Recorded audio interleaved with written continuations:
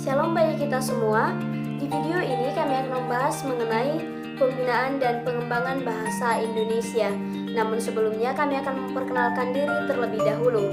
Perkenalkan, kami dari kelompok 2 Proyek Pembinaan dan Pengembangan Bahasa Indonesia yang diampu oleh Ibu Vina Sianipar MPD, Fakultas Keguruan dan Ilmu Pendidikan, Prodi Pendidikan Bahasa dan Sastra Indonesia, Universitas HKBP Nomensen Medan. Di kelompok ini kami beranggotakan 8 orang. Di antaranya adalah saya sendiri. Perkenalkan, nama saya Yunita Pera Siregar dengan NPM 181100008. Nah teman-teman, saya akan memulai materi kami yang pertama, yaitu sejarah bahasa Indonesia. Seperti yang kita ketahui, bahasa merupakan salah satu unsur identitas nasional. Nah, bahasa Indonesia berasal dari bahasa Melayu, sebuah bahasa Austronesia yang digunakan sebagai lingua franca di Nusantara. Teman-teman, bahasa Indonesia disahkan pada tanggal 28 Oktober tahun 1928, tepatnya pada Hari Sumpah Pemuda. Nah, ada beberapa alasan mengapa bahasa Melayu diangkat menjadi bahasa Indonesia. Di antaranya adalah yang pertama, bahasa Melayu merupakan salah satu bahasa yang digunakan sebagai bahasa lingua franca ataupun bahasa perdagangan di Nusantara. Yang kedua adalah bahasa Melayu merupakan bahasa yang sangat mudah dipahami dan dipelajari. Itulah sebabnya mengapa bahasa Melayu diangkat menjadi bahasa Indonesia. Yang ketiga adalah bahasa Melayu sudah disepakati ataupun disetujui oleh suku-suku yang ada di Indonesia. Di antaranya adalah suku Jawa, suku Sunda, dan sebagainya. Mereka menerima bahwasannya bahasa Melayu dijadikan menjadi bahasa Indonesia. Itulah sebabnya mengapa bahasa Indonesia menjadi bahasa persatuan dan bahasa nasional di negara kita ini. Teman-teman, video selanjutnya akan dilanjutkan oleh teman kami berdasarkan materi yang lebih menarik lagi. Jangan di-skip.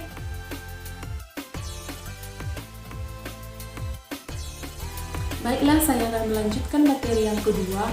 Perkenalkan, nama saya Elida Kriya Simbolon dengan NPM 181100010.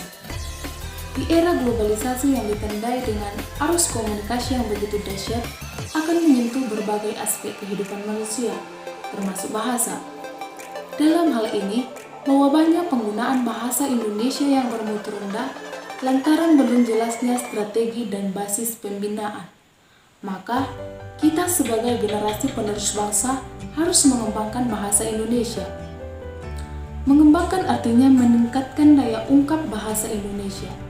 Ada beberapa cara dalam meningkatkan ataupun mengembangkan bahasa Indonesia. Yang pertama, adanya perluasan kosakata dengan strategi mengangkat kembali kata-kata lama yang sudah terpendam karena adanya pemaknaan baru. Yang kedua, melakukan pembinaan kepada masyarakat. Sikap positif terhadap bahasa akan berupaya untuk menjaga kelestarian bahasa Indonesia. Yang ketiga, perluasan pemakai bahasa. Semakin banyak penutur bahasa yang mengalami perkembangan, maka bahasa akan tetap pada kedudukan dan fungsi yang sebenarnya, yaitu bahasa Indonesia sebagai bahasa persatuan dan bahasa resmi kenegaraan. Yang keempat, pengembangan bahasa Indonesia melalui media massa. Media massa memiliki fungsi yang strategis terhadap pengembangan bahasa Indonesia, karena media massa dapat mengambil peran dalam penggalian serta penyebarluasan kosakata bahasa Indonesia yang dapat menyebarluaskan serta mengimbangi laju pertumbuhan kosakata bahasa Indonesia dari penyerapan bahasa asing. Materi selanjutnya akan dilanjutkan oleh teman saya.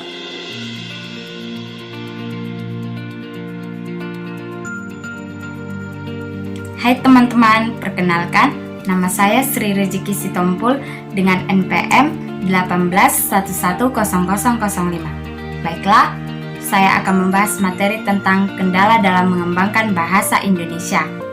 Ada beberapa kendala dalam mengembangkan bahasa Indonesia, yaitu pertama, kurangnya rasa cinta dan pemahaman masyarakat terhadap bahasa Indonesia sebagai bahasa persatuan. Yang kedua, pengaruh bahasa asing.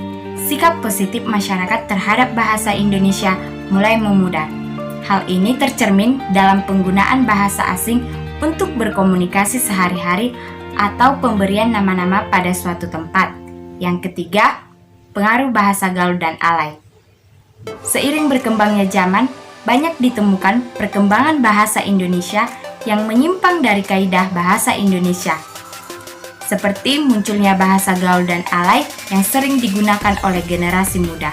Yang keempat, pengaruh bahasa daerah. Di setiap daerah masih terdapat beberapa masyarakat yang kemahiran berbahasa Indonesianya rendah.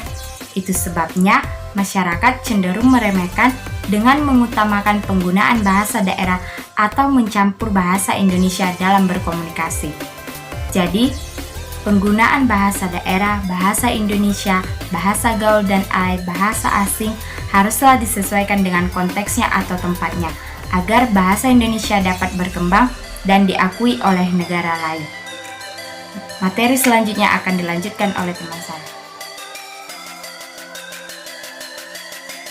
Perbuatan bulan dengan NPM 18110017. Di video kali ini, saya akan membahas upaya yang perlu dilakukan pemerintah untuk melestarikan bahasa Indonesia.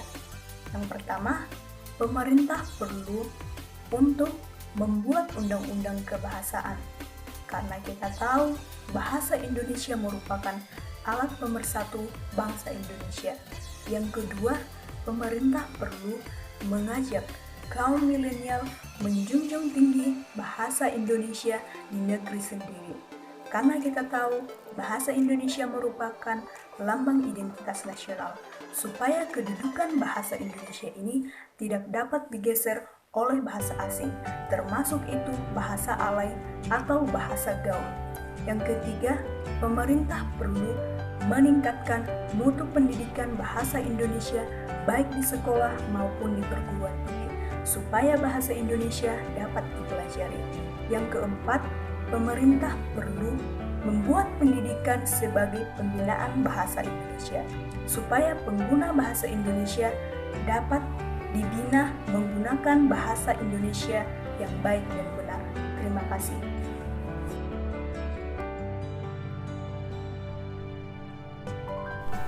Perkenalkan, nama saya Yohana Magdalena dengan NPM 18110001.